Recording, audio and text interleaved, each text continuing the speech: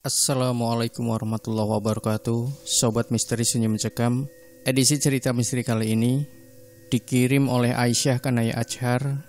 Dan untuk Anda yang ingin menyimak ceritanya secara langsung lewat penulisnya, silakan klik di kolom deskripsi. Sudah kami sertakan link ceritanya. Sebuah kisah nyata yang ditulis oleh Aisyah Kanaya Achar.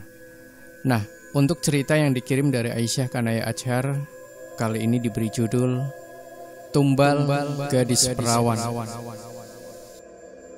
Cerita ini diambil dari kisah nyata, alamat dan sebagian nama disamarkan. Kejadian ini bermula di bulan September tahun 2015. Terdengar suara yang memanggil namaku dari arah luar kamar, dibarengi dengan ketukan pintu. Tok tok tok. Aisyah, bangun. Udah siang nih. Anak gadis jam segini masih males-malesan. Iya mah, bentar lagi bangun kok. Pada akhirnya aku pun terbangun dari tempat tidurku. Terdengar seseorang membuka pintu depan. Siapa ya? Siapa ya? Apa mamah yang barusan keluar rumah? Pikirku. Dan aku pun bergegas ke kamar mandi untuk bersih-bersih. Setelahnya aku menelusuri setiap ruangan di dalam rumah.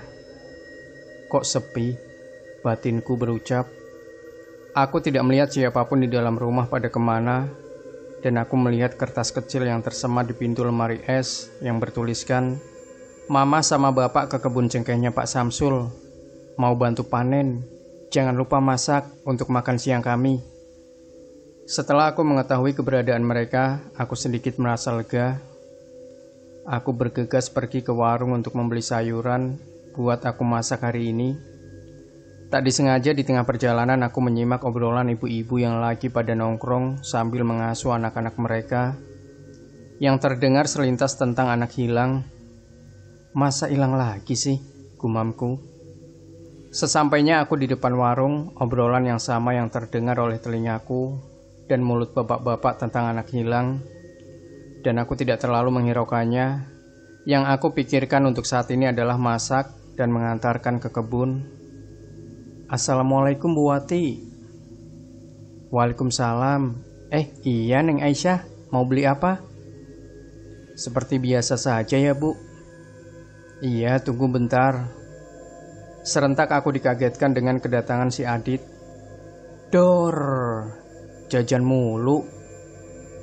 Aku pun berbalik arah yang berada di belakangku. Kata siapa lagi jajan? Orang lagi beli sembako, ucapku. Dikirain lagi jajan. Kamu udah tahu soal anak yang hilang?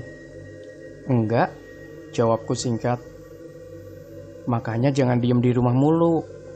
Berarti kamu ketinggalan kabar yang menggemparkan warga desa dong. Di kampung sebelah sama kampung ini, sudah ada 6 anak yang hilang mendadak. Padahal sudah hubungin pihak kepolisian. Tapi...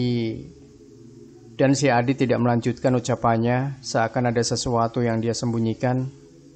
Tapi kenapa, Dit? Jawabku penasaran. Kurasa percuma ngandelin kepolisian, Ai. Lah, emang kenapa? Tanyaku.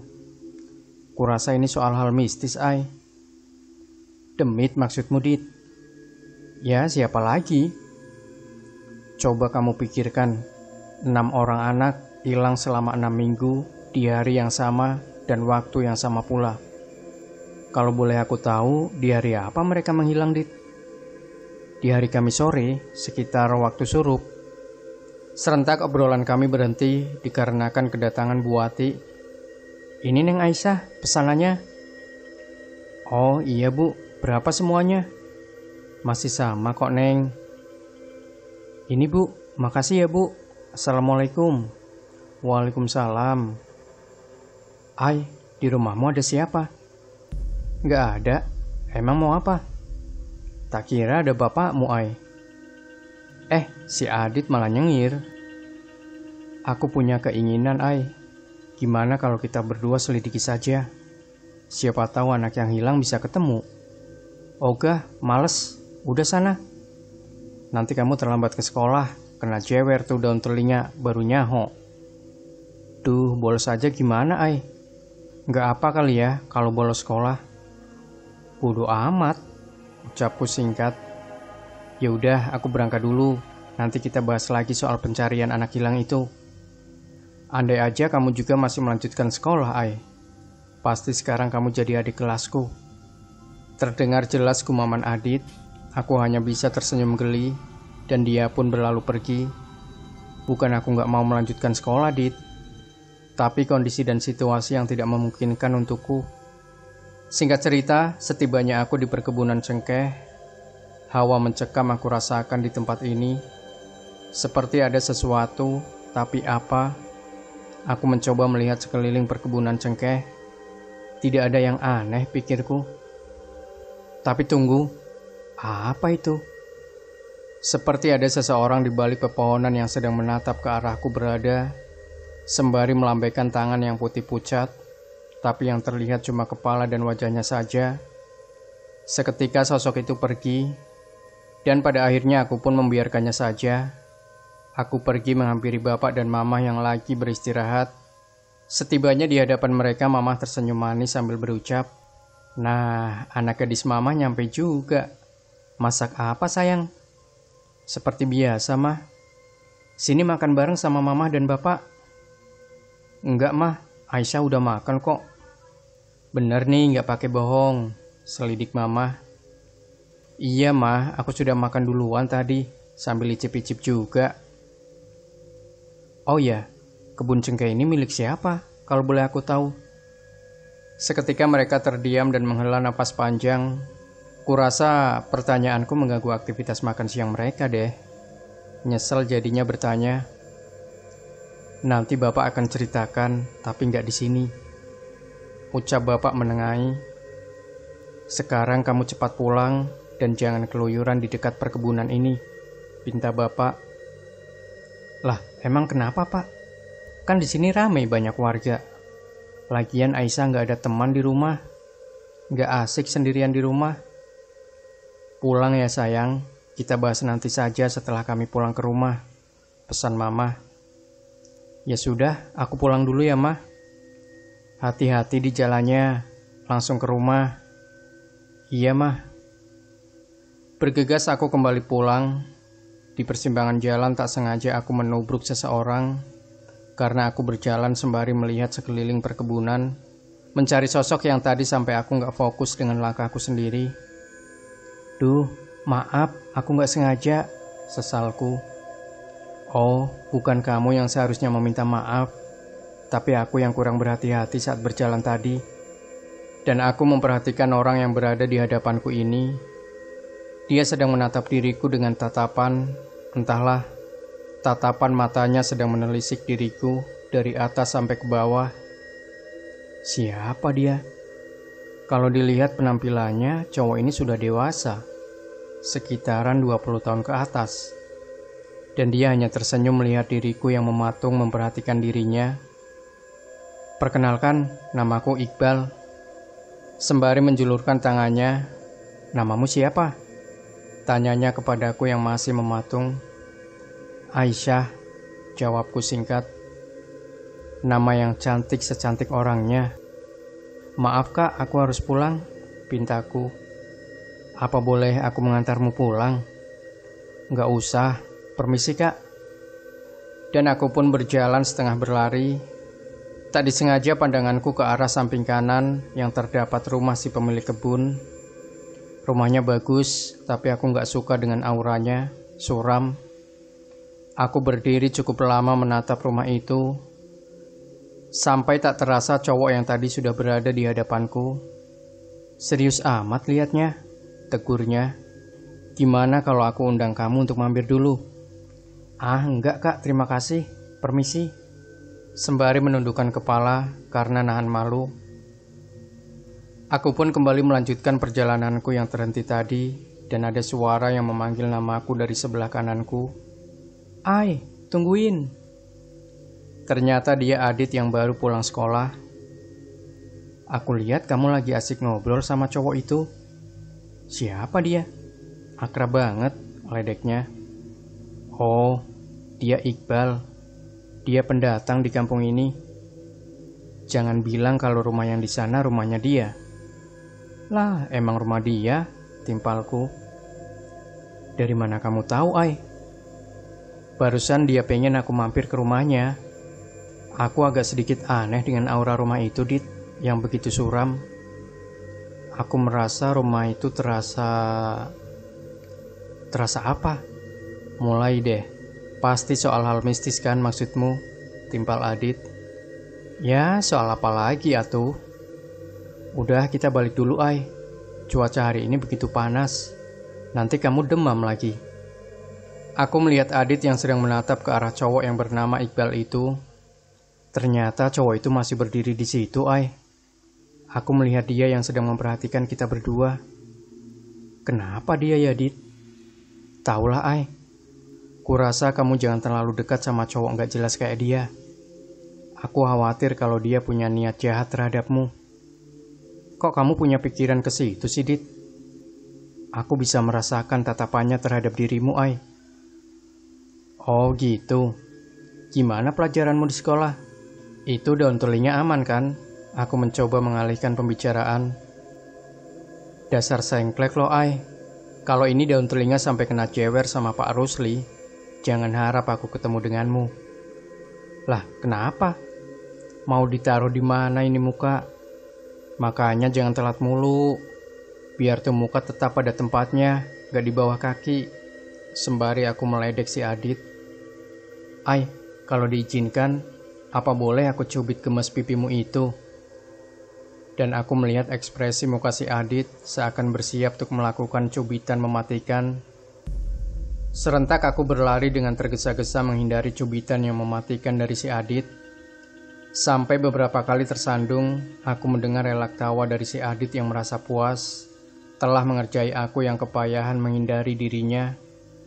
Singkat cerita, tak terasa waktu pun sudah menjelang sore hari. Mamah dan bapak belum juga kembali. Sehabis menunaikan sholat asar, aku mendengar seseorang memanggilku dari arah dapur. Itu suara Mama. Bergegas aku menghampiri suara itu. Iya, Ma. Kamu gak apa-apa kan, sayang? Apa telah terjadi sesuatu padamu? Aku mencoba mencerna apa yang dimaksud Mama barusan. Maksud Mama apa? Aku mencoba bertanya kembali. Bukan apa-apa, Nak. Aku melihat Mamah yang kebingungan sembari terdiam memikirkan sesuatu hal dan kembali berucap, ini ada sayur kangkung, pemberian Bik Siti. Nanti kamu tumis ya untuk makan malam nanti. Iya, Mah. Dan pada akhirnya aku menyimpan rasa penasaranku dulu. Aku pun merasa enggan untuk bertanya kembali, dikarenakan melihat kondisi Mama yang kelelahan. Mungkin di lain waktu akan kutanyakan lagi, karena jujur aku merasa penasaran juga. Apalagi pas melihat raut wajahnya, serasa disergap rasa khawatir terhadapku. Serentak aku terlonjak kaget di saat bapak memegangi pundakku. Astagfirullah Bapak, ngagetin tahu. Lah, anak bapak kok malah ngelamun? Dipanggil-panggil gak dijawab. Lagi mikirin apa? Nanti kesambet ngamuk lagi kayak dulu kan, nanti bapak lagi yang repot. Dan aku hanya bisa manyun ke arah bapak sembari berucap, Bapak masih ingat aja kejadian tempo dulu? Tapi itu dulu, Pak, bukan sekarang. Oh iya, Pak, itu Mama kenapa ya? Kok ucapannya menggantung? Seperti ada sesuatu yang disembunyikan. Ambil dulu handuk, Bapak mau pergi mandi. Tuh kan, apa? Kataku. Ya sudahlah, mungkin nanti aku akan kembali bertanya. Keesokan harinya, aku melihat Adit yang sedang berada di persawahan dan aku mencoba menyapa dirinya. Dit, kamu lagi ngapain? Ai, ini lagi cari belut. Ai, jadi nggak kita menyelidiki anak yang hilang itu? Apa nggak bahaya sih, cuman kita berdua? Kalau terjadi sesuatu sama diri kita, gimana? Jangan khawatir, kan ada aku yang akan selalu jagain kamu. Dasar kayong racun.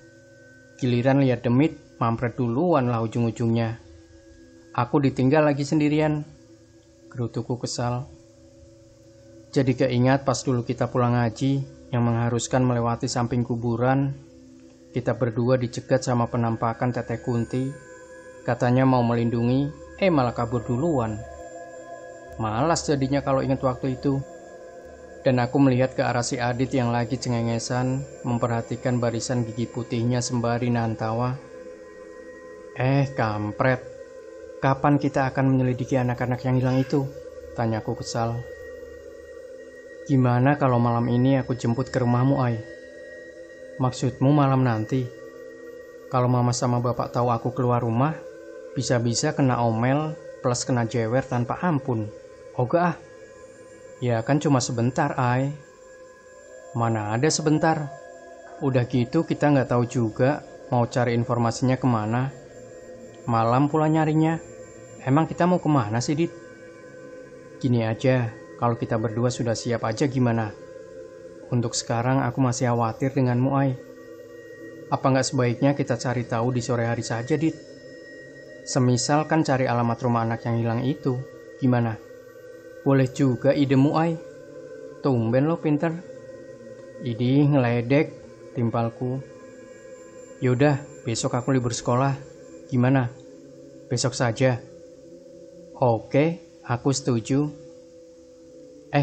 Tapi apa kamu tahu alamat mereka, Dit? Ya, cari tahu dulu lah. Masih satu desa ini kok. Singkat waktu, Aisyah, sini sayang, bantuin mama. Bantuin apa, Mah? Apa boleh mama minta tolong? Kamu anterin ini ya ke tempatnya Nek Ijah. Maksud mama aku anterin ini ke tempat Nek Ijah yang rumahnya di dekat perkebunan cengkeh itu kan, Mah? Iya sayang, kasihan dia hidup sebatang kara. Mama mau ngasih sedikit makanan ini untuknya. Ya sudah, aku berangkat dulu ya, Mah. Assalamualaikum. Waalaikumsalam. Hati-hati ya, Nak. Kalau sudah dikasihkan ke orangnya, segera kembali pulang. Iya, Mah. Bergegas aku melangkah menuju di mana tempat Nek Ijah berada, yang di mana perjalanannya cukup jauh dari rumahku, yang harus melewati persawahan terlebih dahulu dan perkebunan warga. Setelahnya terpampang jelas perkebunan cengkeh. Entah mengapa, setiap aku menatap ke kebun tersebut terasa mencekam. Hawa yang tak biasa seakan menyimpan misteri, dan aku melihat seorang anak perempuan berdiri menatapku dari kejauhan. Ada kemungkinan seumuran denganku, tapi mengapa dia ada di situ? Tapi tunggu, bukan hanya dia, melainkan ada banyak anak perempuan yang sama yang sedang menatap ke arahku. Tapi apa mereka orang? Yang buatku merinding ngeri, kondisi mereka yang mengenaskan. Pakaian mereka compang-camping tak karuan. Terdapat tanah merah pada baju yang mereka kenakan teramat kotor, dan wajah mereka pun teramat pucat, dengan rambut yang sudah acak-acakan. Siapa mereka? Secara mengejutkan, aku melihat mereka mengeluarkan darah dari kelopak matanya, dan rintihan yang keluar dari mulut mereka yang terus berucap, "Aku ingin pulang, tolong." Seketika tubuhku susah untuk digerakkan, napasku terasa sesak, kening dan pelipisku sudah basah dengan keringat. Aku mencoba untuk menenangkan batin supaya aku bisa mengontrol diri dari rasa takut yang berlebihan, sampai pada akhirnya kaki ini sudah bisa terkendali. Walau dengan keadaan lemas aku bergegas berjalan mundur, sampai tak terasa aku hampir tergelincir ke dasar kolam ikan yang berada di belakangku. Tapi entah siapa yang menolong, dengan sigap orang itu menarik lenganku, sampai hal yang tak diinginkan pun terjadi. Dengan refleks aku menindih tubuh orang itu, dikarenakan tarikan yang secara tiba-tiba dari arah depan. Sesaat kemudian aku baru tersadar di saat aku bertatap muka dengannya. Dia Iqbal. Bergegas ku beranjak bangun dan meminta maaf. "Apa kamu baik-baik saja, Aisyah?" Aku yang masih mengatur nafas sampai tak menghiraukan perkataannya, dan aku berbalik melihat ke arah sosok tadi berada, dan Iqbal pun menatap ke tempat yang sama. Aku melihat dia mengernyitkan dahi dan berbalik menatapku, seakan dia mengetahui sesuatu. "Maaf Kak, aku gak sengaja." Dan terima kasih sudah mau menyelamatkan aku. Permisi, Kak. Tiba-tiba Iqbal menggenggam tanganku sembari berucap, "Apa kamu melihat sesuatu, Aisyah?" Dan aku hanya bisa terdiam sembari menatap ke arahnya. "Ya udah, kalau kamu gak mau jawab, kamu mau kemana? Biar aku antar." "Nggak usah, Kak, aku bisa sendiri." "Hai, ayolah sekali ini saja, oke?" Dengan terpaksa aku menganggukkan kepala, walau sebenarnya aku agak risih dengan tatapannya. Sesampainya di depan rumah Nek Ijah, "Assalamualaikum, Nek." Dan terdengar suara dari arah belakang rumah yang menyaut salamku. "Waalaikumsalam. Neng Aisyah, ada apa, Cuk?" "Ini ada titipan dari Mama untuk Nenek." "Alhamdulillah, sini masuk dulu. Nenek ada sedikit jagung, nanti bawa pulang ya." "Nggak usah repot-repot, Nek. Tunggu, nggak bakalan lama kok." "Iya, Nek, Aisyah tunggu di luar saja." Setelah Nek Ijah masuk ke rumah, tak disengaja aku melihat Kak Iqbal yang sedari tadi menatap wajahku dengan tatapan entahlah. Dan aku pun berbalik menatap dirinya. Dia malah tersenyum. Serentak aku palingkan mukaku darinya. Cowok aneh, batinku. Tak lama kemudian Nek Ijah kembali sembari menenteng karung berukuran kecil, yang mana isinya adalah sayuran dan jagung manis. "Ini apa, Nek?" "Ini ada sayuran. Nenek tadi pagi memetiknya di kebun. Kamu bawa pulang ya, Cuk. Dan bilang terima kasih untuk mamahmu." "Iya, Nek. Aisyah pulang dulu ya. Assalamualaikum." "Iya, hati-hati, Cuk." Kok bisa ya Nek Ijah tinggal jauh dari warga, mana dekat kebun cengkeh yang angker lagi. Aku terus bergumam sampai tak sadar dengan gumamanku yang terdengar olehnya. Terdengar suara yang berdehem dari arah belakangku. Ups, aku lupa apa dia mendengar ucapanku tadi ya. Duh, dan aku mendelik ke arahnya dan dia malah tersenyum. "Apa boleh aku mengantarkan kamu pulang? Biar sekalian aku bisa mampir ke rumahmu." Nggak usah, Kak, sampai di sini aja. Sebelum melanjutkan ucapanku, terdengar suara yang memanggil Iqbal dari arah di mana yang tak kusadari, aku sudah berada di rumah dekat perkebunan cengkeh. Aku melihat sosok pria setengah baya yang diperkirakan seumuran dengan bapakku, mungkin di atasnya. Dan aku melihat wajah Iqbal seakan tidak suka dan menyuruh aku segera pergi. Cowok aneh, pikirku. "Kamu segera pulang, Aisyah. Hati-hati di jalan, pergilah." Dan aku melihat pria itu menyeringai ke arahku berada, seakan menyimpan suatu makna yang tersembunyi. Dan aku berlalu pergi dengan berlari kecil, menuruni anak tangga yang terbuat dari tanah merah. Beberapa meter dari arah mereka berada, tak disengaja aku mendengar percakapan mereka berdua. Dikarenakan suara mereka yang menggema dan posisi mereka yang berada di atas, ditambah kondisi yang sunyi sepi, membuat suara mereka terdengar jelas, walau terbawa angin dan masih bisa kutangkap obrolan mereka. Seolah mereka sedang berdebat, dan sedikit yang kutangkap dari obrolan mereka yang berbunyi, "Jangan sentuh Aisyah. Cari yang lain saja, tapi jangan dia." Bukankah itu suaranya Iqbal? Maksudnya apa? Kenapa nama aku dibawa-bawa?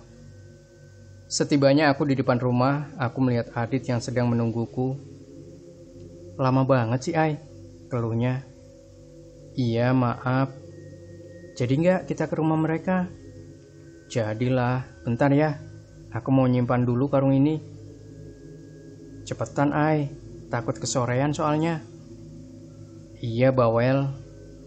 Singkat cerita, setelah aku dan Adit menyambangi rumah satu persatu, yang dimana anak mereka yang dinyatakan hilang, cuma sedikit informasi yang kami dapat dari pihak keluarga. Apa mungkin mereka hilang begitu saja tanpa jejak, Dit? Kalaupun penculikan, tapi desa kita kan padat penduduk. Pastilah gerak-gerik mereka akan ketahuan warga. Apalagi ini dilakukan pada waktu sore, masih dengan kondisi cerah. Dan lagian tuh anak-anak yang hilang, kenapa ya usianya setara dengan usiaku, Dit?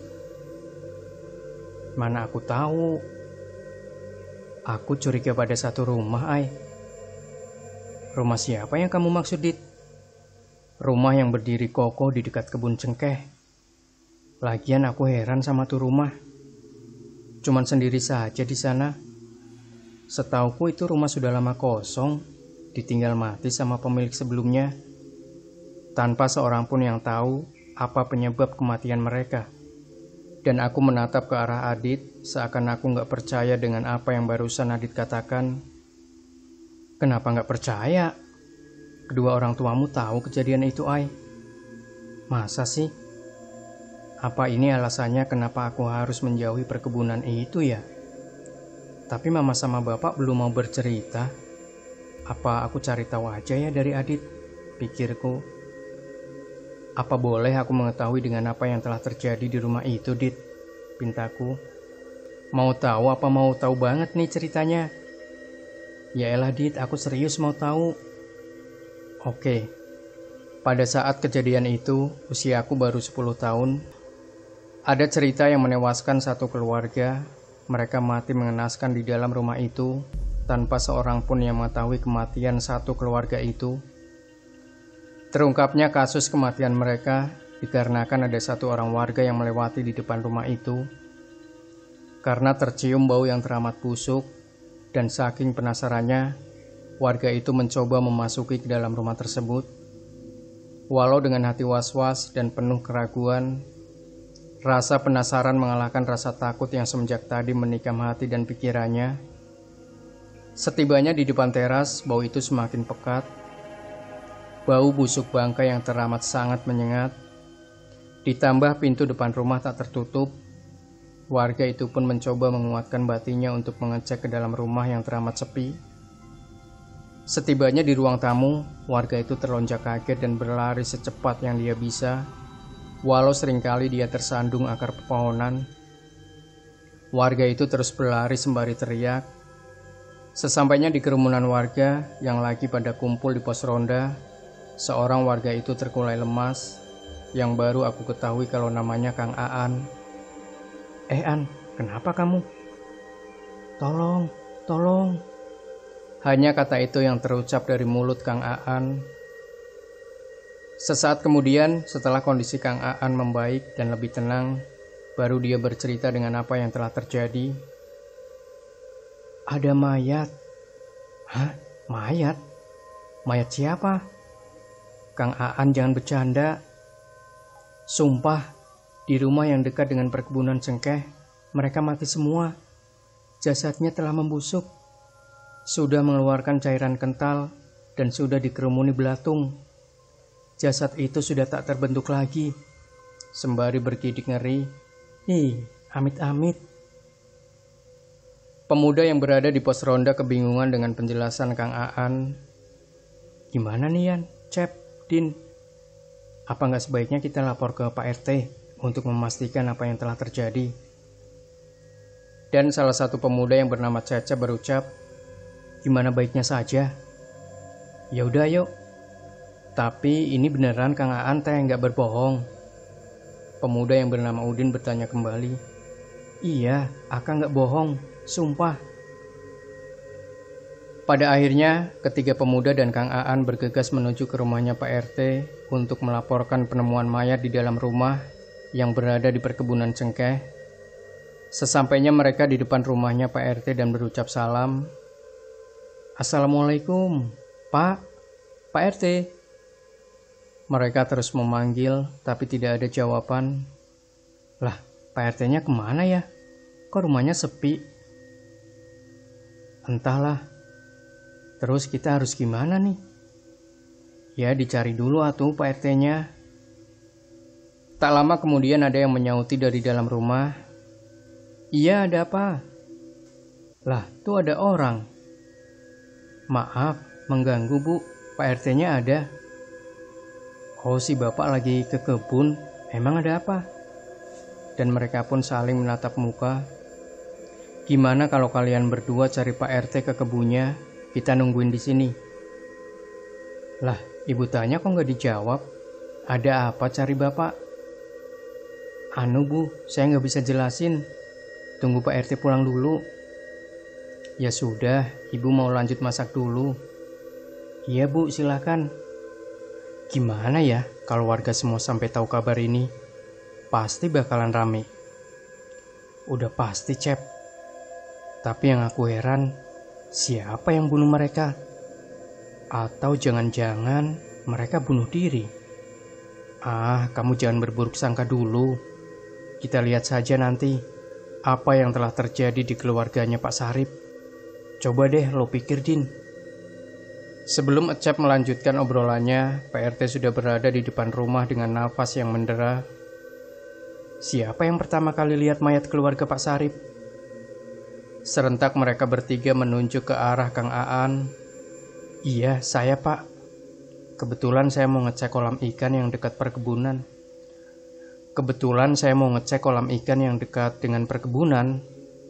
Gak disengaja pas melewati rumah itu, tercium bau busuk bangkai, dan kondisi rumahnya pun...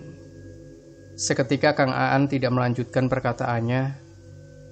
Lebih baik kita segera ke sana, Pak, biar tahu kondisi rumah itu beserta mayatnya. Cecep sama Udin, kalian panggil para warga, suruh mereka berkumpul di balai desa. Baik Pak RT.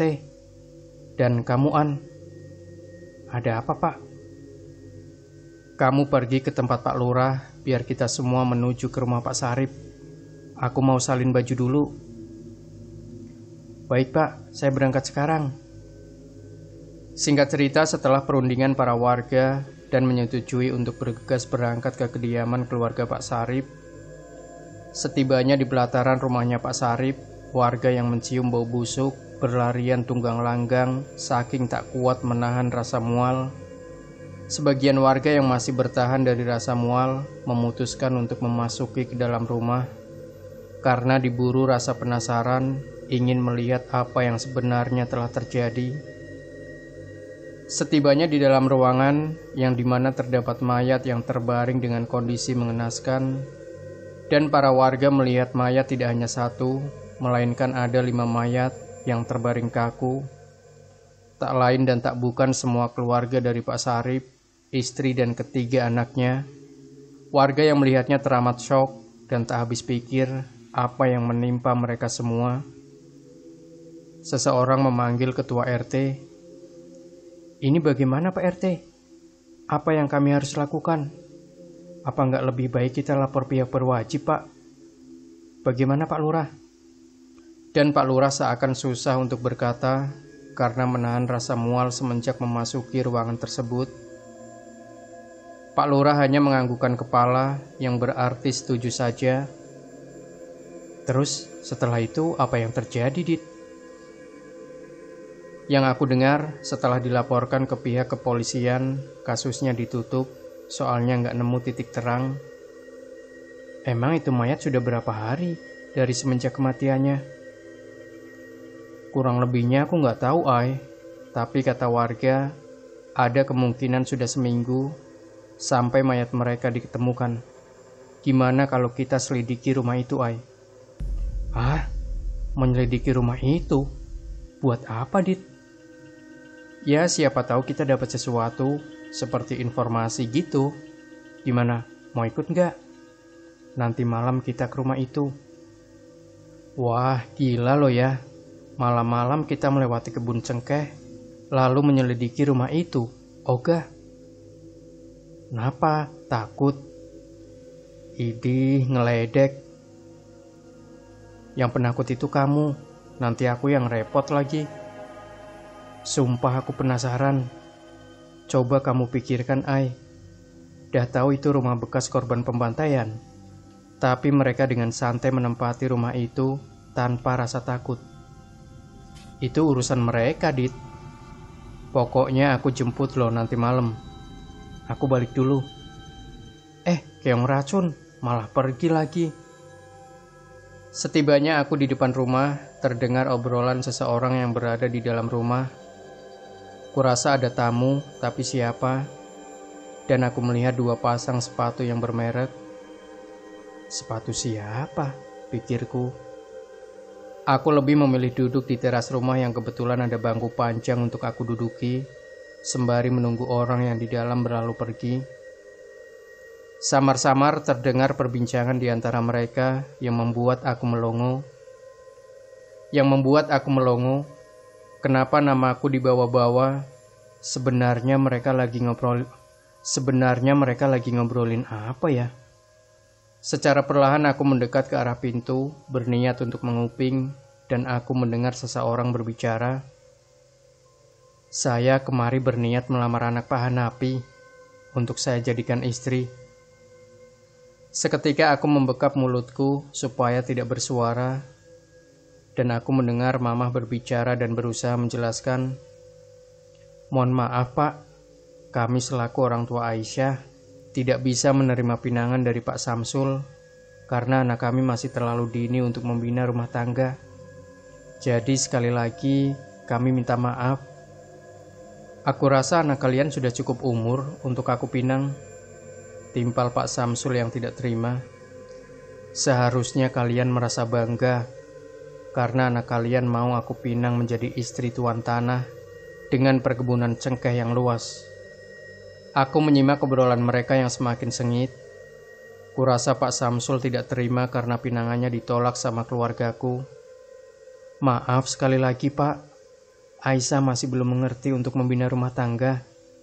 Di mata kami Aisyah masihlah gadis kecil yang masih suka bermain. Kami selaku orang tua takut. Secara tiba-tiba pintu terdorong oleh tanganku yang tanpa disengaja. Dan Mamah berucap, Aisyah.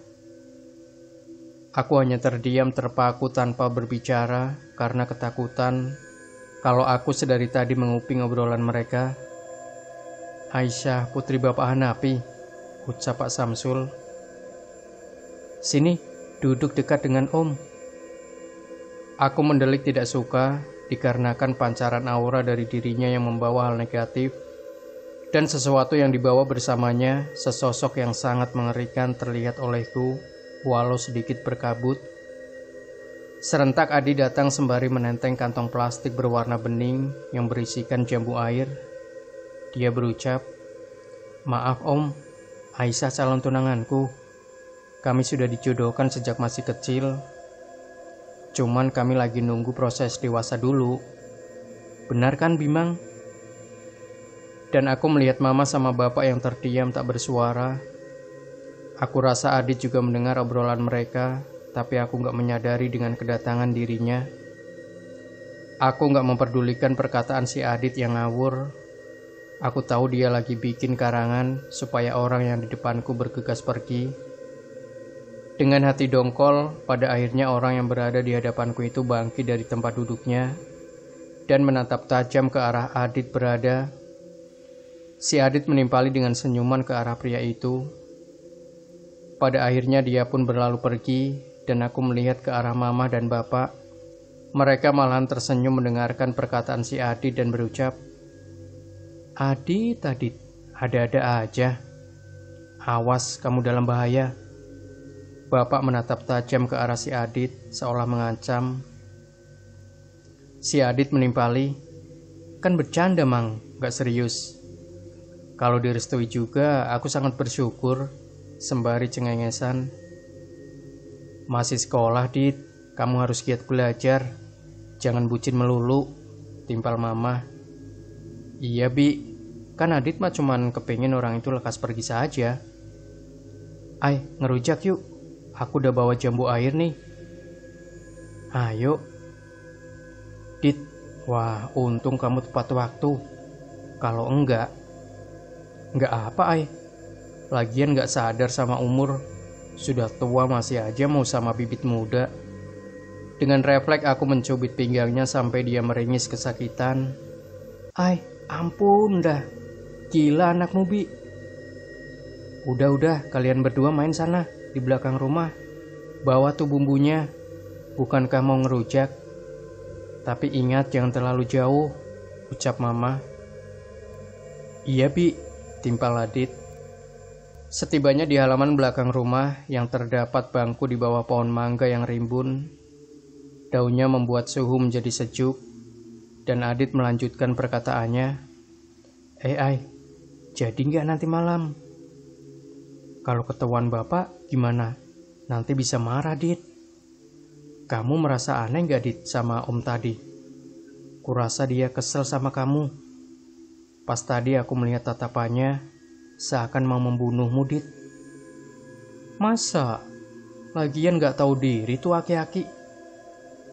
Ai, kalau kamu nggak mau ikut untuk menyelidiki rumah itu, biar aku saja sendiri yang pergi. Itu bahaya, Dit. Nanti kamu dituduh pencuri gimana? Soalnya aku kasihan sama warga yang kehilangan anak-anaknya. Ya udah, kita berdua saja yang menyelidiki rumah itu, Dit. Yang benar, kamu mau ikut, Ai? Aku tunggu mama sama bapak tidur dulu ya. Oke, jam 9 malam. Aku tunggu di sini. Tapi jangan lupa nyalakan lampu, biar nggak gelap-gelapan nungguin kamu di sini. Bilang aja takut, masih sok-sokan mau ke rumah angker itu, ledekku. Singkat cerita, waktu menunjukkan pukul 10 malam. Apa mama sama bapak sudah tidur ya? Pada akhirnya aku memutuskan untuk keluar kamar. Aku melangkah dengan cara mengendap menuju pintu dapur. Kayak pencuri saja di rumah sendiri, gumamku. Melangkah secara perlahan supaya tidak menimbulkan suara berisik yang akan membuat kedua orang tuaku terbangun. Setibanya aku di pintu dapur, ternyata Adit sudah berada di sana sembari menatap ke arahku. Kamu yakin mau ikut, Ai? Ush, jangan berisik. Udah sana cepat jalan. Pada akhirnya kami berdua memutuskan untuk mengintai rumah yang kami curigai. Berjalan di kegelapan malam membuat pandangan kami menjadi parno. Kamu gak bawa senter, Dit? Hehe, lupa, maaf. Jawabnya santai. Dasar suwek loh. Dikira perjalanan kali ini kamu sudah memikirkannya matang-matang. Gak bawa senter lagi. Dah tahu jalanan gelap. Jangan ngomel-ngomel terus. Ntar cepat keriput. Tuh, sudah ada yang kasih cahaya. Dan aku melihat ke arah yang Adit tunjukkan. Lah, itu mah bulan, Dit. Lah, emang aku bilang apa barusan? Tahu gelap, kesalku. Lah, emang ya gelap, timpal Adit sembari terkekeh. Setibanya kami di tempat yang dituju, kami mengendap ke arah samping rumah, yang dimana tempat yang kami singgahi. Tempatnya dikelilingi perkebunan cengkeh dan pepohonan lain yang sangat lebat daunnya. Kebetulan tidak ada rumah lain selain rumah ini saja. Kami mendengarkan percakapan yang berada di dalam rumah tersebut, yang mana di rumah berlantaikan 2 ini, kondisi depan rumahnya nggak dikasih penerangan, dengan kondisi gelap dan ditambah aura yang teramat mencekam. Di malam yang sepi dan hawa yang teramat dingin, hati ini tak berhenti berzikir, meminta keselamatan dari Yang Maha Kuasa. Walaupun demikian, aku merasakan hawa yang teramat gerah di saat posisiku sudah dekat dengan rumah ini, dan percakapan itu semakin jelas ku dengar. Aku mengenal suara itu, kurasa Iqbal dan Pak Samsul. Mereka saling debat. Entah apa yang mereka debatkan, dan aku mendengar dengan jelas kalau Iqbal berkata, "Jangan pernah sentuh dia. Selama ini aku tidak pernah ikut campur urusanmu dan telah membiarkan kebusukanmu, Pak. Dan aku berusaha menutupi dari orang lain. Tapi aku mohon, jangan sakiti wanita yang aku sukai. Aku mencintainya dan menginginkannya, Pak." Bapak gak peduli. Bapak tetap memilih gadis itu untuk Bapak jadikan tumbal. Dia gadis yang istimewa buat Bapak. Seketika kami terbelalak dan merasa kaget dengan apa yang diucapkan Pak Samsul, dan kami terus menyimak obrolan mereka. Kalau Bapak berani menyentuhnya, aku gak segan menghentikan itu semua, biar warga desa tahu siapa Bapak sebenarnya, penyembah iblis. Dan terdengar suara tamparan yang begitu keras dan nyaring. Bapak boleh membunuh saya, tapi tak akan kubiarkan kau menyentuh Aisyah. Makin dibuat kaget kami berdua, kenapa namaku dibawa-bawa. Dan seketika Adit berucap, walau agak berbisik, "Ai, apa tuh yang kendal-kendul?" sembari menunjuk. Dan aku pun mengikuti arah telunjuk si Adit yang mengarah ke suatu benda yang menggantung di dahan pohon. "Oh, itu mah Serentak aku membekap mulutku sendiri dan Adit menimpali. "Su apa? Kok nggak dilanjutin, Ai?" Seketika aku menggetok kepala si Adit sambil berucap, "Itu pusaka kaum wanita, Semprul." "Lah, kok bisa menggantung di situ, Ai? Gendal-gendulnya gede juga. Berapa sentimeter ya? Panjang amat, Ai. Kalau dipakai panjat pinang bisa nggak ya?" Seketika aku tepuk jidat dan berucap, "Wah, otak mesum, masih bocil juga. Udah, jangan dilihat terus. Ih, bukan muhrim tahu." Si Adit cengengesan, "Lumayan, Ai, ada pemandangan walau gelap. Yang aku lihat penampakan cuma di bagian itu doang. Kan bisa menyamarkan rasa takutku, Ai." Tanpa sadar aku pun membatin sembari sedikit berbisik, "Semoga aja kamu lihat keseluruhan tubuhnya, biar kelepek-kelepek sekalian." "Dasar wewe gombel gak ada akhlak, auratmu diumbar-umbar, dasar murahan," kesalku. Aku menyadari akan sesuatu hal perdebatan Iqbal dan Pak Samsul terhenti, dan tiba-tiba Adit menjerit sehingga menimbulkan suara yang teramat keras sampai membuatku kaget. "Ah!" Dengan tangan gemetar, aku membekap mulut si Adit sembari menahan rasa kaget yang teramat sangat. Gara-gara teriakannya barusan, "Dit, hus, berisik, gila loh. Jangan sampai mereka mengetahui keberadaan kita." Terdengar suara yang menyauti dari arah belakang, "Siapa di sana?" "Mampus, ayo Dit, buruan kita pergi dari sini." "Jawab siapa di sana. Kalau enggak, jangan salahkan aku kalau kalian akan mati." "Gila, kita akan mati, Dit." "Kamu yang gila, Ai. Tadi kamu bilang apa?" "Aku gak bilang apa-apa, Dit. Kamu kepengen aku lihat keseluruhan tubuh itu sosok kan?" "Lah, emang kenapa, Dit?" "Selamat, doa Anda telah terkabul. Aku lihat keseluruhan itu sosok, anjir, oga banget." "Jadi tadi kamu teriak gara-gara itu sosok? Bangke lo, Dit. Sekarang kita mau lari kemana? Mana gelap lagi ini." "Udah, kita masuk perkebunan cengkeh saja." Usulan Adit yang mengharuskan kita masuk ke perkebunan cengkeh yang sangat gelap. Setelah dirasa sudah agak jauh dari lokasi tadi, serentak kami berdua menghentikan langkah kami dan mencoba menarik nafas yang tersengal-sengal. "Terus, cantik gak tuh sosok yang gendal-gendul, Dit?" "Ih, amit-amit jabang babu. Najis aku kalau ditampakin lagi, walaupun itunya gendal-gendul." Seketika terdengar letusan tembakan dan aku melihat Adit tersungkur ke tanah. Aku berteriak memanggil namanya. "Adit, ya Allah. Ai, kamu lari cepet." Dengan suara parau Adit menyuruhku untuk pergi. "Cepat pergi, aku gak apa-apa. Kurasa ini tembakan bius saja." "Enggak, Dit, kita harus pergi. Bangun cepet. Pergi, Ai, sekarang. Tapi Dit, dengerin aku. Kamu cari bantuan. Kamu harus selamat, Aisyah." "Dit, Adit, bangun." Seketika Adit pun tak sadarkan diri. "Tunggu aku, Dit. Aku akan cari bantuan dulu." Dengan terpaksa aku meninggalkan dia yang terbaring tak sadarkan diri. Aku berlari menuju ke arah perkebunan. Sejenak aku menghentikan langkahku dan berusaha berdiam di belakang pepohonan, karena aku melihat seseorang menghampiri Adit yang terbaring di tanah. Aku berusaha tak mengeluarkan bunyi suara, sembari aku berurayan air mata dan menahan rasa takutku.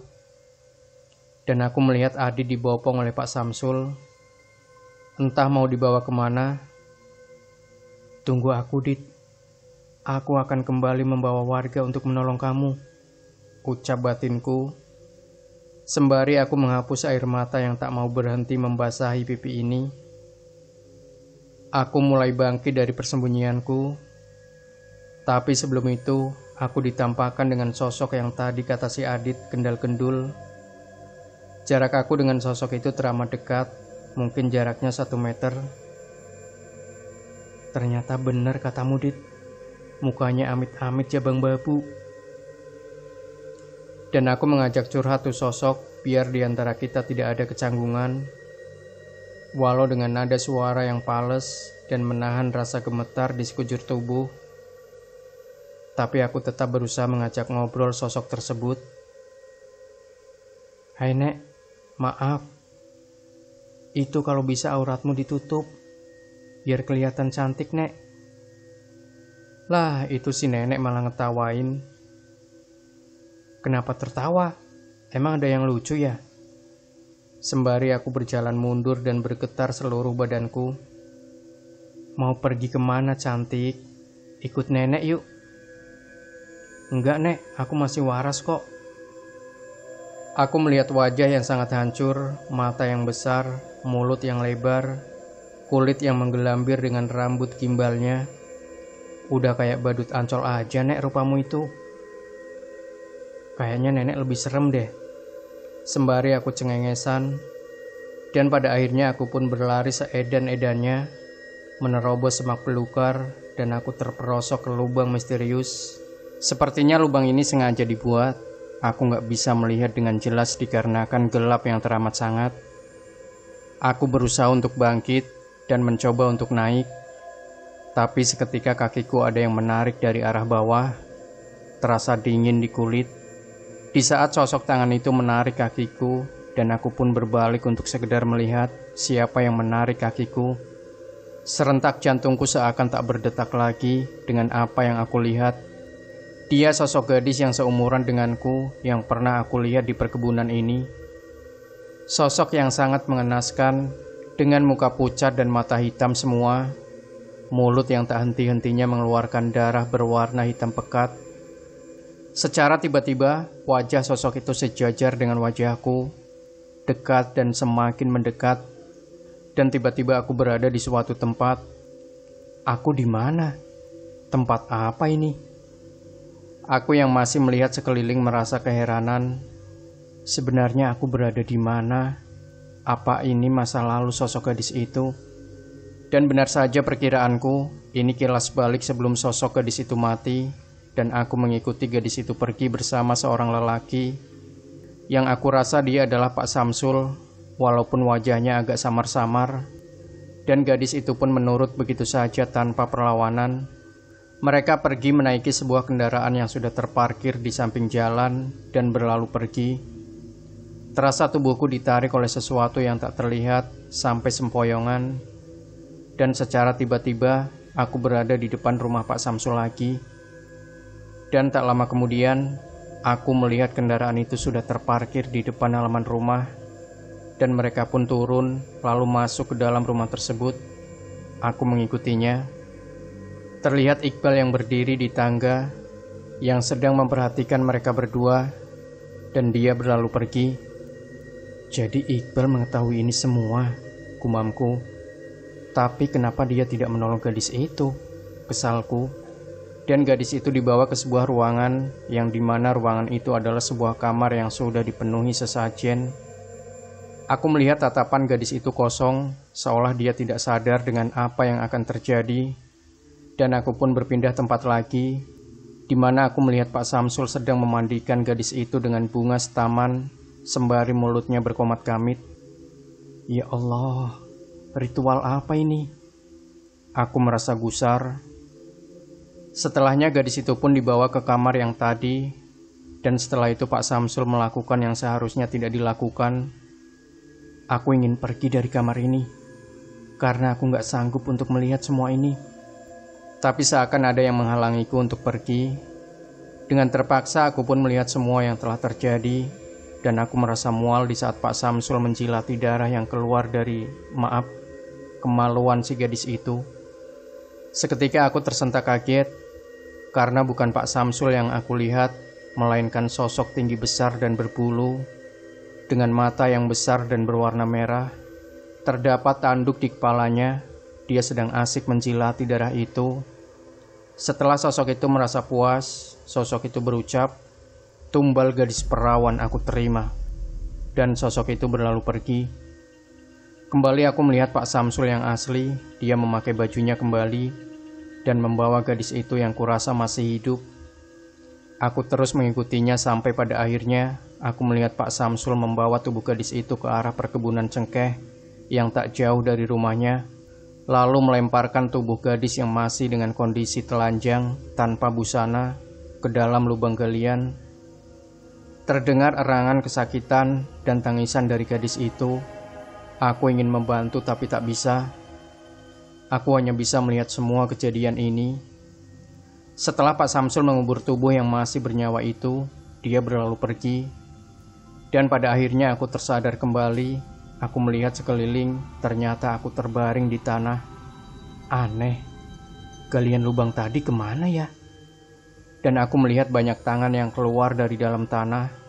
Dan aku merangkak mundur, tapi seolah tangan-tangan itu keluar terus-menerus dari dalam tanah, banyak sekali. Dan sebagian lagi aku melihat kepala yang keluar dari tanah. Jasad dari gadis itu keluar dari tempatnya dengan kondisi yang sangat menakutkan. Aku mencoba berlari, tapi sayang, setiap berlari kakiku selalu tersangkut akar pohon. Sampai-sampai aku harus terguling dan terjatuh. Dan apa ini? Kenapa mereka mengincar diriku?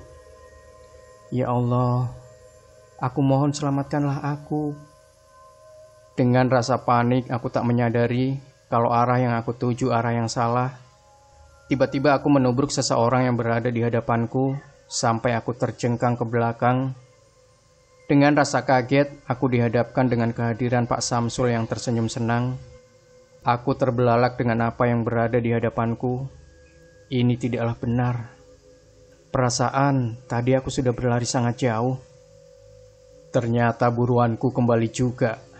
Jadi aku gak susah-susah mencarimu, gadis manis. Karena siapapun yang memasuki perkebunanku gak bakalan bisa keluar lagi, ngerti? Karena jasad itu akan menggiringmu kembali. Aku mencoba bangkit dan berlari, tapi Pak Samsul memelukku dari arah belakang dan membekapku dengan sapu tangan yang sudah ada obat biusnya. Seketika aku pun tak sadarkan diri. Beberapa saat kemudian aku merasakan kakiku seakan ada yang mengguncang dengan kencang. Aku mengejapkan mata dan melihat sekelilingku. Seketika kesadaranku mulai pulih dan aku mau berucap, tapi sayang, mulutku tersumpal kain. Dan yang mengguncangkan kakiku ternyata dia Adit, yang kondisinya tidak beda jauh dengan diriku, yang terikat tali dengan mulut yang dilakban. Adit, ya ampun, kenapa kita diikat, Dit? Walaupun suara tidak keluar dari mulut, aku hanya bisa berkata dalam batin saja, bagaimana ini? Apa yang harus aku lakukan? Kurasa tidak ada yang bisa aku lakukan. Samar-samar terdengar pertengkaran di luar sana. Aku dan Adit saling tatap dan sempat berpikir kita lagi di mana saat ini. Kurasa tempat ini adalah gudang. Serentak aku terlonjak kaget di saat pintu didobrak paksa. Demikian dengan Adit yang langsung melihat ke arahku. Aku hanya menggelengkan kepala karena aku lupa tidak mengetahui siapa yang berada di depan pintu. Terdengar teriakan dari arah luar. Ternyata itu suaranya Iqbal.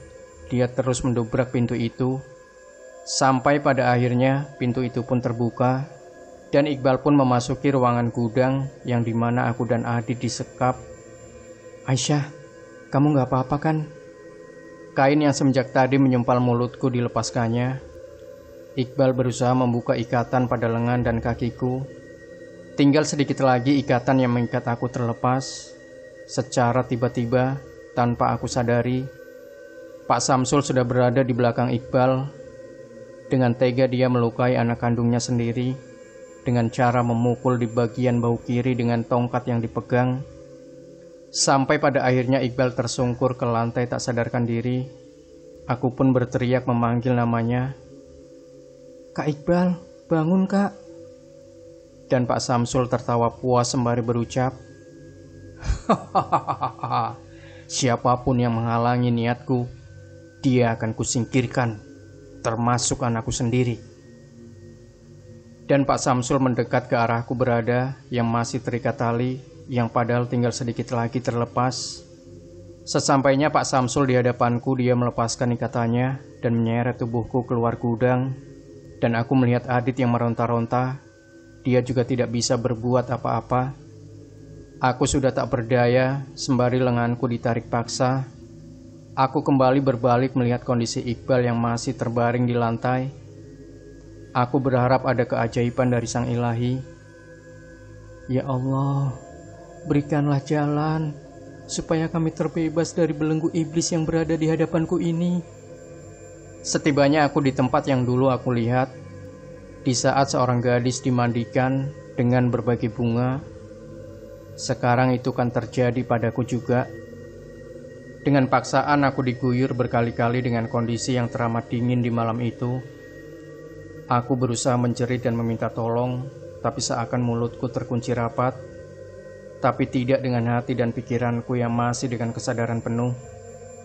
Aku berusaha berontak, tapi seakan tubuhku ini ikut terkunci dan menuruti perkataannya begitu saja. Dan Pak Samsul tersenyum senang merasa ritualnya akan segera dimulai. Aku dengan kondisi basah kuyup mengikuti langkah Pak Samsul yang menuju ke sebuah kamar. Setelah kami berdua memasuki ruangan yang dimana terdapat ranjang yang sudah ditaburi dengan bunga mawar merah, tercium bau kemenyan tak luput dari sesajen di atas meja yang sudah tersusun rapi. Aku mencoba menguasai kembali tubuhku yang sudah bukan kehendakku lagi, tapi teramat susah. Suara napasku mulai terdengar bergemuruh. Rasa takut semakin menjadi, detak jantung semakin kencang aku rasakan. Aku melihat Pak Samsul sedang terduduk di dekat sesajen, sembari menyalakan lilin berwarna merah, sembari mulutnya berkomat kamit. Aku ditunjuk untuk berbaring di atas kasur yang sudah ada di depan mataku. Aku menangis, tapi tubuh ini seakan tak mau mengikuti keinginanku lagi. Kakiku mulai melangkah. Setibanya aku di dekat ranjang dan mulai berbaring, ingin rasanya berteriak, tapi tak bisa. Dengan kondisi mata terbelalak mengarah ke atas plafon, dengan cara perlahan Pak Samsul membuka seluruh pakaian yang dikenakannya, dan beranjak menghampiriku yang terbaring pasrah, karena bukan keinginanku lagi. Setibanya di pinggir ranjang, dia mengelus lembut wajah dan bibirku. Lalu dia mencoba meraba perut, dan dia membuka baju yang aku kenakan. Air mata tak bisa aku bendung lagi. Batinku berteriak memanggil nama kedua orang tuaku. Sebelum semua pakaianku terlepas, Pak Samsul tersungkur terkena benda tumpul yang menghantam dari arah belakang, sampai mengeluarkan darah di bagian kepalanya. Anak kurang ajar kau.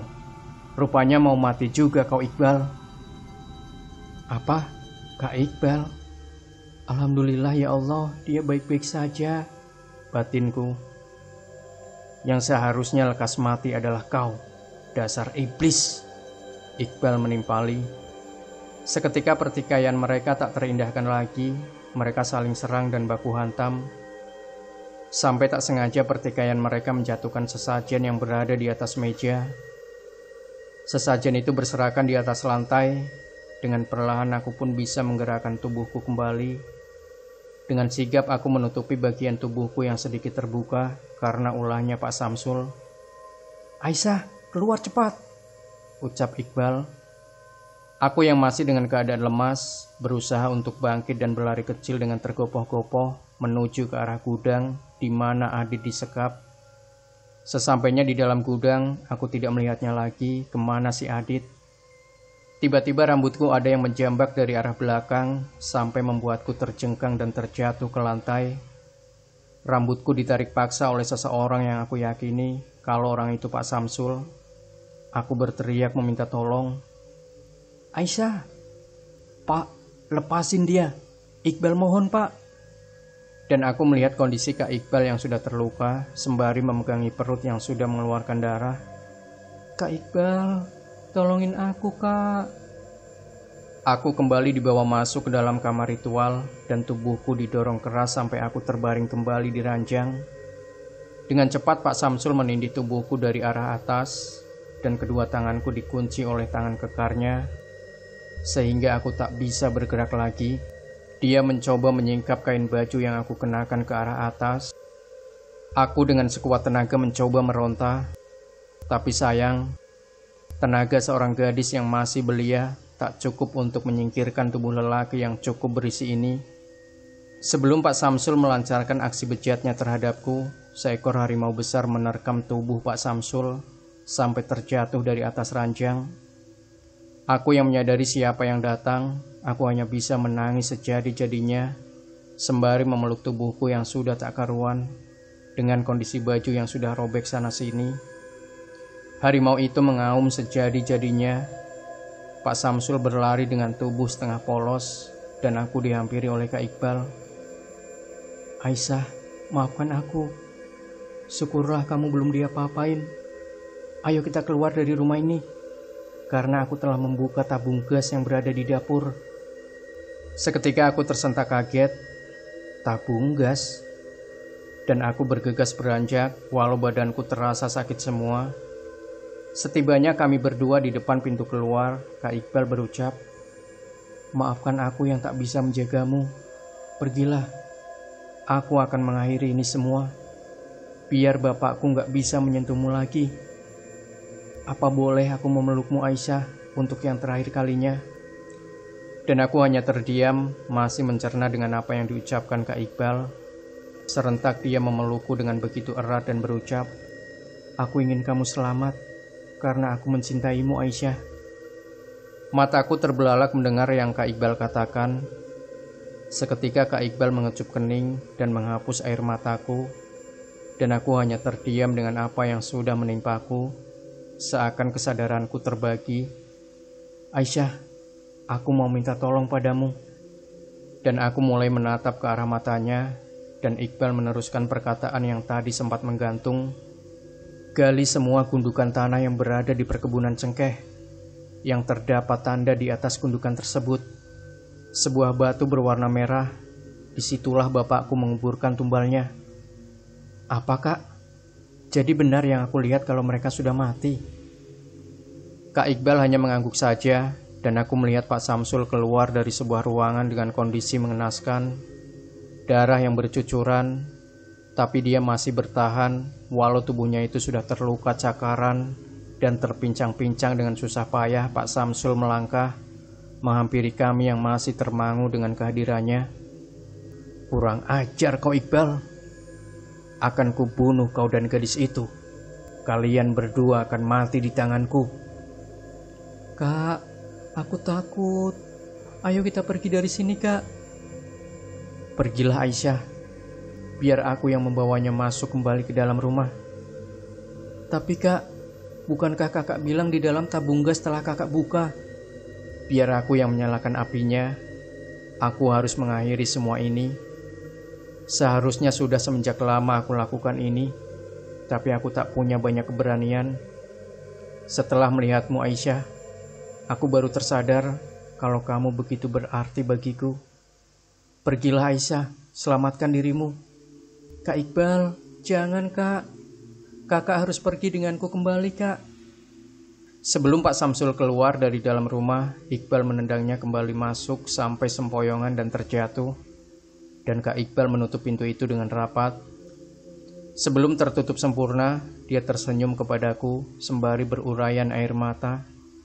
Kak, jangan lakukan itu Kak. Dan aku dihampiri oleh Adit. Aisyah, cepat, kita harus pergi. Aku sudah memanggil warga untuk kemari. Dan Adit menarikku supaya menjauh dari posisi rumah itu berada. Setelah jarak kami 10 meter dari pelataran rumah itu, terdengar ledakan yang sangat besar yang membuat kami terkejut dan syok. Aku dan Adit terhempas sejauh 1 meter karena disebabkan ledakan itu. "Ai, kamu gak apa-apa kan?" tanya Adit yang begitu khawatir dengan diriku. Aku menjerit memanggil namanya sembari berurayan air mata. "Iqbal, kenapa kamu melakukan ini? Kenapa?" Aku tak henti-hentinya berteriak memanggil namanya. "Aisyah, istighfar Aisyah. Itu sudah menjadi pilihannya." Dan Adit berusaha mencoba menenangkanku yang sudah seperti orang tak waras. Aku seakan ingin menerobos masuk ke dalam rumah yang sudah terbakar api itu. Tapi Adit menghentikan pergerakanku. Aku menjerit berteriak. Aku merasa bersalah dan kehilangan. "Ai, sadar. Kamu gak boleh lemah kayak gini." "Dit, tolongin Kak Iqbal, Dit. Dia masih di dalam. Seharusnya dia gak melakukan hal konyol, Dit. Kenapa dia mengorbankan dirinya untuk aku? Padahal aku baru mengenal dia, Dit." "Aisyah, anak mama." Seketika mama menghampiriku dan memelukku. Tangisanku semakin menjadi di pelukan mama, dan seketika aku tak sadarkan diri. Singkat cerita, aku pun tersadar sudah berada di kamarku dan terbaring di tempat tidurku, dan pandanganku mengelilingi setiap sudut ruangan. Karena aku mencium bau harum, aku melihat seseorang yang aku kenal, dan seseorang itu menghampiri diriku yang masih terbaring, dan aku bergegas untuk bangun. "Raden Abasanjaya, kenapa Raden tidak datang menyelamatkan kami? Aku hampir mati. Kenapa Raden membiarkan Iqbal terbakar di rumah itu? Kenapa?" Sembari aku menahan air mata yang sudah akan terjatuh, seketika Raden memelukku memberikanku ketenangan dan berucap, "Maaf." Cuma kalimat itu yang terdengar. Aku merasa tenang berada di dekapannya. "Raden, apa yang terjadi pada mayat yang sudah dijadikan tumbal itu?" Seketika Raden Abasanjaya melepaskan pelukannya dan beranjak berdiri. "Aku sudah membebaskan sukma mereka dari perjanjian tumbal. Kamu jangan khawatir. Kasih tahu warga untuk menguburkan jasad mereka dengan layak. Apa arwah mereka gak bakalan muncul lagi?" Dan Raden pun mendekat dan kembali duduk di sampingku sembari mengelus pucuk kepalaku, lalu menatap. Sembari tersenyum dan menggeleng, dan Raden pun berlalu pergi. "Lah, kok menggeleng doang?" Serentak aku dikagetkan oleh mama yang secepat kilat nyelonong masuk ke dalam kamar tanpa mengetuk pintu terlebih dahulu. "Mama, kaget tahu ih," keselku. Dan mama pun cuma bisa nyengir sambil berucap, "Maaf, kaki mama tersandung gorden, jadi mama langsung tancap gas masuknya." Sembari tertawa kecil. "Gimana kabar anak mama? Apa sudah agak baikan?" "Mah, aku mau minta maaf, sudah keluar rumah tanpa seizin mama." "Udah, Adit sudah menjelaskan itu semua dengan apa yang telah terjadi pada kalian tadi malam. Apa bapak marah, Mah?" "Enggak, bapak sangat mengkhawatirkan dirimu, Aisyah." "Sayang anak bapak." Dan bapak mulai duduk di dekatku sembari mengecup keningku. "Apa kamu baik-baik saja? Di bagian mana yang sakit, nak?" Dan aku hanya bisa menunduk malu karena tidak mengindahkan perkataannya supaya aku menjauhi perkebunan itu. "Lah, kok diem bapak sama mama? Lah, kok diem? Bapak sama mama nggak marah? Lah, kok diem? Bapak sama mama nggak marah. Yang penting kamu selamat." "Pak, tolong gali gundukan tanah yang berada di perkebunan cengkeh itu, yang terdapat tanda sebuah batu berwarna merah di atas gundukannya." "Maksud kamu, Neng? Apa?" "Banyak jasad yang dikubur hidup-hidup di area perkebunan, Pak." "Astagfirullahaladzim, kamu yakin, Neng?" "Aisyah yakin, karena semalam aku..."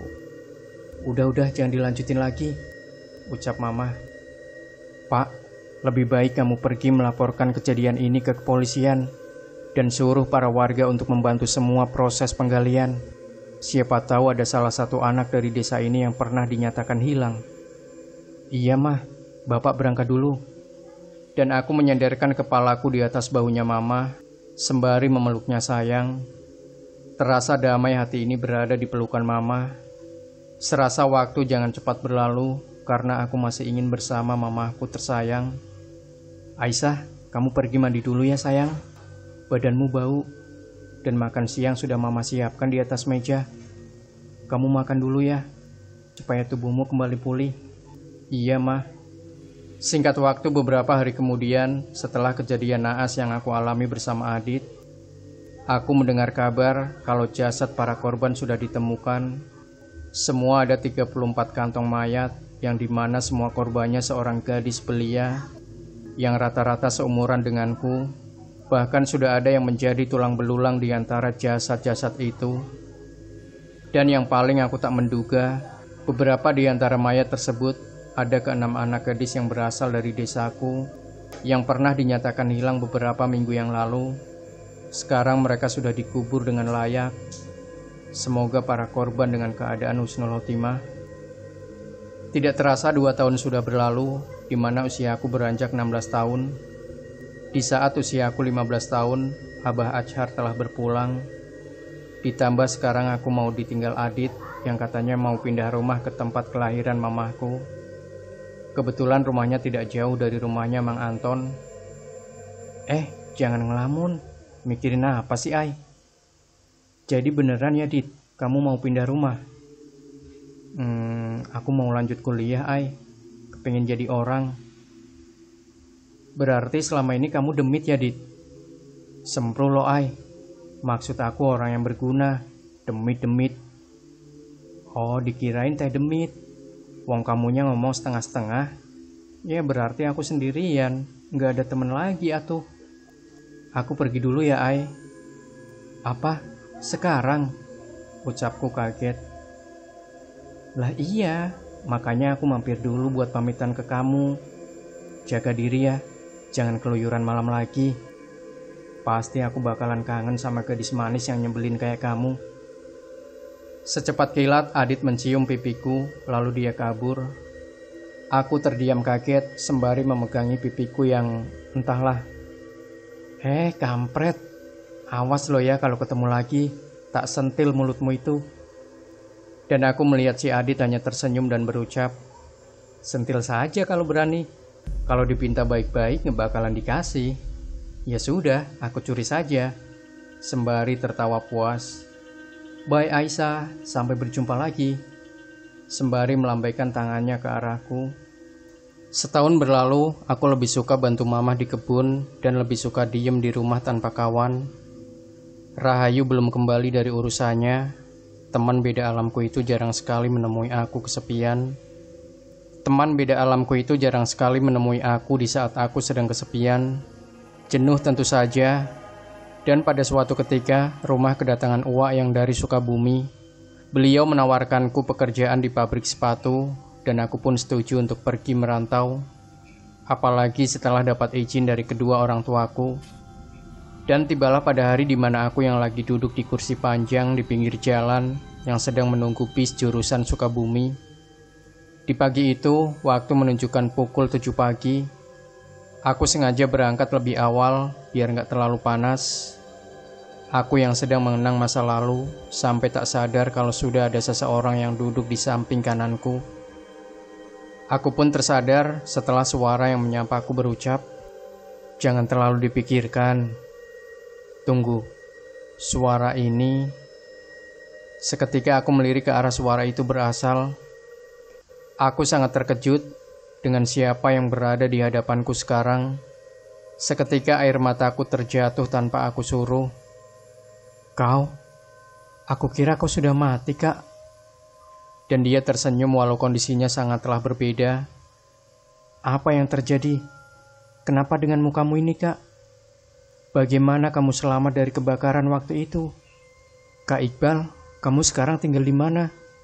Kenapa kamu gak menemuiku?" "Aisyah, kamu sudah dewasa ya sekarang. Makin cantik saja." "Kak, jawab dulu pertanyaanku. Sekarang aku sudah tak pantas lagi memilikimu, Ai. Apalagi dengan kondisiku saat ini. Separuh tubuh dan wajahku tak seperti dulu lagi. Luka bakar di wajahku karena kejadian waktu itu, Ai. Tapi aku tidak menyesalinya.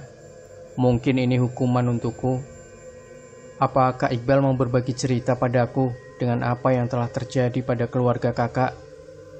Akhirnya Kak Iqbal bercerita. Malam semakin larut, hujan akan segera turun. Tapi kemana Bapak? Kenapa jam segini belum kembali? Aku yang gelisah menunggu kepulangan dirinya, seakan waktu berhenti berdetak. Serentak terdengar suara dari arah dapur, aku pun bergegas untuk mengecek situasi, takut ada penyusup yang masuk dari arah belakang. Setibanya di dapur, aku melihat Bapak, orang yang semenjak tadi aku tunggu kepulangannya. Bapak? Seketika Bapak pun terlonjak kaget dengan panggilanku. Iqbal, ngapain kamu di sini? Lah, yang seharusnya bertanya aku, Pak. Bapak habis dari mana? Kenapa jam segini baru pulang? Dan kenapa dengan baju Bapak penuh dengan tanah merah? Bapak habis ngapain? Jangan banyak nanya, Bapak mau mandi dulu. Kamu sana pergi tidur. Dan aku pun merasa aneh dengan perilaku Bapak yang tak biasa semenjak ditinggal pergi oleh ibu. Keesokan harinya, penampilan Bapak berubah. Yang tadinya jarang keluar rumah, lebih suka menyendiri dan jarang berbicara. Tapi di hari ini, dia berpenampilan gak seperti biasanya. Iqbal, sini kamu. Iya, ada apa Pak memanggil Iqbal? Kita akan pindah dari rumah ini. Maksud Bapak apa? Kita gak akan tinggal di rumah reot ini lagi. Bapak akan jamin hidupmu makmur, Bapak janji. Iqbal sungguh tak mengerti apa yang Bapak katakan. Udah, jangan dipikirkan. Kita akan berangkat ke rumahnya pamanmu. Maksud Bapak, Paman Sarip? Bukankah mereka sudah tidak peduli terhadap kita? Kenapa Bapak punya keinginan untuk pergi ke rumah mereka? Asal kamu tahu, itu rumah yang mereka tempati sudah menjadi milik Bapakmu ini, beserta perkebunan cengkeh yang 2 hektar itu. Apa? Bapak nggak lagi bercanda kan? Itu tidaklah mungkin. Selagi mereka masih hidup, harta itu akan berpindah ke tangan kita, Pak. Jadi jangan terlalu berharap. Walau aku tahu dia masih saudara kandung Bapak, tapi perilaku mereka terhadap kita tidaklah baik. Mereka sudah lama mati. Semuanya telah mati. Spontan Bapak berucap tanpa disadari olehnya. Apa? Maksud Bapak mereka mati? Siapa, Pak? Dan aku melihat raut penyesalan karena telah keceplosan dan Bapak mulai geragapan. Itu, Bapak mendengar mereka mati karena dirampok. Dirampok? Dan aku tidak membalas perkataannya, aku lebih memilih pergi keluar rumah untuk menghirup udara segar. Beberapa hari kemudian, Bapak mengajakku untuk pergi menempati rumah peninggalan pamanku yang bernama Sarip dan mengolah perkebunan yang hampir terbengkalai itu. Kami berdua jarang bercakap dengan orang di sekitaran, lebih menutup diri. Apalagi Bapak suka keluar rumah kalau ada perlu saja, itu pun di malam-malam tertentu. Hari makin hari kelakuan Bapak makin aneh. Aku selalu melihat kalau di setiap malam tertentu, Bapak berada di kamar khusus, keluar paling menjelang subuh, entah apa yang dikerjakan di kamar tersebut. Di saat malam purnama, aku tanpa sengaja melihat Bapak yang selalu membawa seorang gadis ke dalam rumah. Aku yang diburu rasa penasaran pun mengikuti mereka walau dari jarak yang cukup jauh. Tapi cukup untuk aku melihat situasi pada malam itu. Aku melihat Bapak sedang melakukan ritual pembersihan, atau si gadis harus dimandikan terlebih dahulu. Dan yang pastinya kamu mengetahui apa yang akan Bapakku lakukan terhadap para korban tumbalnya. Dan aku hanya bisa menghela napas berat. Gak kebayang kalau Iqbal gak datang membantuku di malam itu, di malam yang penuh dengan kematian. Mungkin aku sudah menjadi bagian dari jasad-jasad yang berada di perkebunan cengkeh itu. Apa kamu lagi mengingatnya kembali, Aisyah? Iya, Kak. Tak mungkin aku melupakannya begitu saja. Terus, apa lagi, Kak? Bapak mencari darah perawan untuk dipersembahkan kepada sosok yang Bapak puja, yang bisa memberikannya kekayaan. Pernah sekali aku membuntuti Bapak di saat dia mau mengubur seorang gadis yang sudah dia gagahi sebelumnya. Tapi setelah kugali lubang itu, berusaha mengeluarkan tubuh yang tak berdaya, tiba-tiba asap hitam menghampiriku dan memperlihatkan wujud yang teramat menyeramkan dengan mata merah. Seakan sosok itu marah. Seketika Bapak datang menghampiriku, yang sedang menahan rasa sesak karena cekikan sosok itu. Dengan permintaan dari Bapak, aku selamat, dan Bapak sempat mengancamku sembari berucap, "Jangan ikut campur urusanku. Kalau nggak kepingin nasibmu sama seperti keluarga si Sarip." Jadi keluarga Paman Sarip, Bapak yang telah membunuh mereka semua? Ya, aku yang telah menumbalkan mereka semua sebagai tumbal pertamaku. Dan aku tidak bisa berkata-kata lagi. Dari situ aku enggan berurusan dengan Bapak dan sesembahannya. Sampai pada akhirnya aku melihatmu, Ai. Untuk pertama kalinya aku sudah jatuh hati terhadapmu. Sampai aku takut akan kehilanganmu. Apalagi di saat aku menolongmu yang hampir terperosok ke dalam kolam ikan pada saat itu. Aku tahu kamu bisa melihat mereka yang telah menjadi korban tumbal dari bapakku. Makanya aku ingin melindungimu. Apalagi setelah aku tahu umurmu yang masih belia. Karena yang bapakku incar rata-rata berumur 14 tahun atau 15 tahun.